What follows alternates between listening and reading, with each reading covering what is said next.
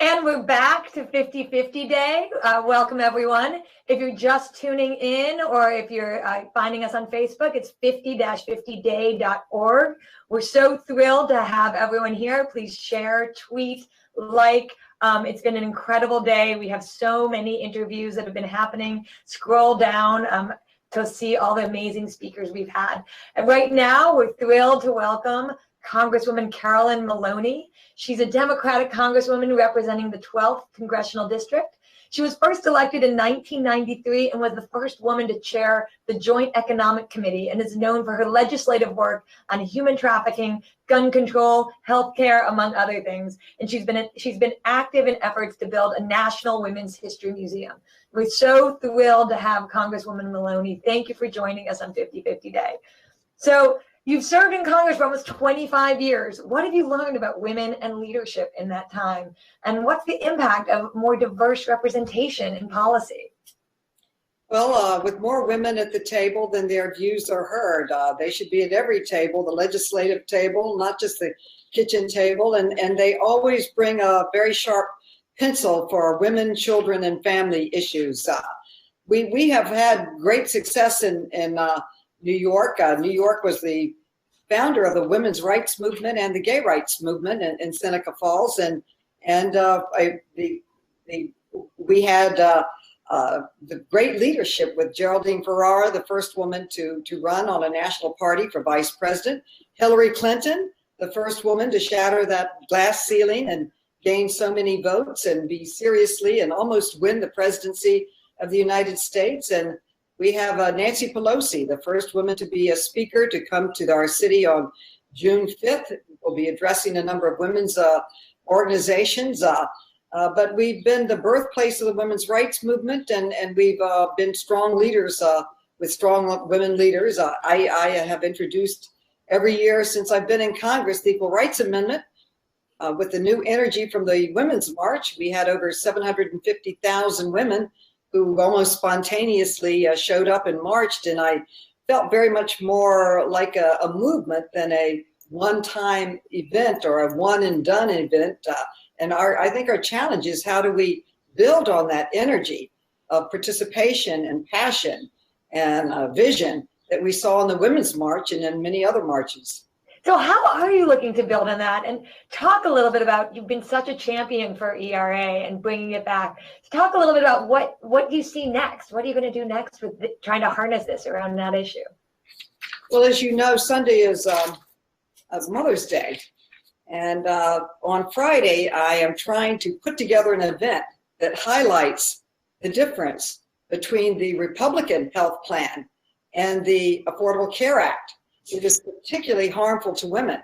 One of the good things about President Obama's Affordable Care Act is that it removed discrimination against women in healthcare. It used to be that women were charged 5 times more than men. That was removed to an equality of treatment. As you know, pregnancy was treated as a pre-existing condition prior to Obamacare. Well, in the new Republican bill, there are many terrible things in it, but it is particularly terrible for women. It removes the guarantee, the mandate of covering pre-existing conditions, including pregnancy, so that each state would have the right to determine whether or not they will cover it. Left to the states, only 12% of insurance plans in 2012 covered pregnancy, and many states, we believe, probably would not cover it. So in this particular case, you see a stark example between not having an Equal Rights Amendment. The minute that the Republicans take over, they're taking away many of the rights that we had in the health care bill. If we had an Equal Rights Amendment, they would not have been able to roll back pre-existing conditions for women. They would have had to treat them equally with men in health care and guaranteed equality of treatment in health care. But if you don't have a Equal Rights Amendment in the Constitution, with changing leaders in Congress, the changing composition on the Supreme Court,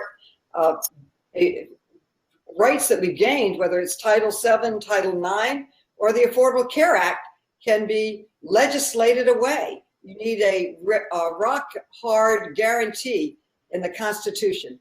It's important, and it's worth working on. I hope to highlight the difference for women on going into Mother's Day, that if with an equal rights gift in our Constitution, they would not have been able to roll back the rights that women have in the healthcare plan. Hopefully the bill is dead on arrival in our Senate. They are going back to rewrite it. The Republicans have appointed a 13-member board of elected senators to write it. And guess what? Not one single woman is on that board writing the new health bill in the Senate. I believe you made some waves in 2012 when you asked, where are the women, in a government oversight committee meeting on contraceptive coverage. Have you said, is it changing? Is this changing? What can we do? We continue to ask, where are the women? President Trump started out with all these bill signings. Not a single woman was present, so we were challenging him on that. He's changed his approach there. But the fact that just this week, the Republicans appointed the committee to rewrite health care for the country. Women are 50% of the population in America. Women are 20% of the population in the Senate, and they can't find one senator that's a female when so much is at stake for family planning, for their health care, for pregnancy, for so many conditions, heart conditions, other ways that they're treated differently in health plans. A woman should be on that board writing that bill. So what can actually be done in the Congress to make sure that women are at the table when legislation is being passed or written that so specifically speaks to them? I mean, not that all of it doesn't speak to them, it all speaks to them, but what can be done to address that? Well, we're trying to address it. I certainly will be making speeches about it in Congress when we return next week. We're raising it right now. We're raising it at a press conference on Friday. We're certainly raising the issue and bringing awareness to it and asking, where are the women in this important board that will be writing the health care bill, so they say, from scratch?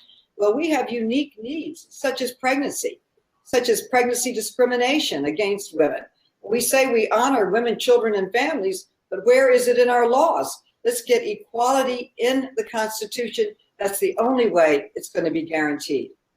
So can you talk, you're known for being a prolific legislator. Can you talk a little bit about some of the legislation you've introduced or sponsored to increase gender equity, aside from ERA, which obviously is the most critical? Well, I'm working now on passing a bill to put a women's museum on the mall. If you don't even recognize women, how can you empower them? I was walking around the mall. They have museums for stamps, for law and order, you name it, but not half the population. So I put it in 18 years ago. I finally passed a bill that created a commission that reported back that said this was definitely needed. But during this time, not only are women not represented on the mall, they're not represented anywhere in America or in the world. So that is one way. Obviously, we need more women on boards. And I passed introduced a bill and did a study that showed that women are 50% of the population, only 12% of boards. Several studies have shown if a woman is on the board, the bottom line is better. The company literally makes more money. And a lot of investors are asking for information because they want to know if there are women representation on boards. So that bill is in. I passed a bill that's been called the most important anti-rape bill in history, and it really required DNA kits on rape, processing it so that the rapist can be put behind bars and not out there continuing to rape people. That was a very, very important bill. That sounds like a huge one. So do you think we'll see a woman president by 2025? Well, we're certainly running them. One of the good news is that Emily's list reports that over 12,000 women have contacted them with a desire to run for office. Just amazing. I think we have a lot of women running for office, and and I believe several women will be running for president. So Congresswoman Maloney, thank you so much for participating in the day, your insights, the work that you've been doing, championing the ERA. We are all behind you, supporting you, and whatever we can do to make sure these things get passed. Okay. I wanted to thank you. This is Tiffany Schlane from San Francisco here, and I love all your work with the ERA. Thank you for all the work you're doing. Make sure that gets ratified. Today. Fairness. Okay. Thank you. Thank you.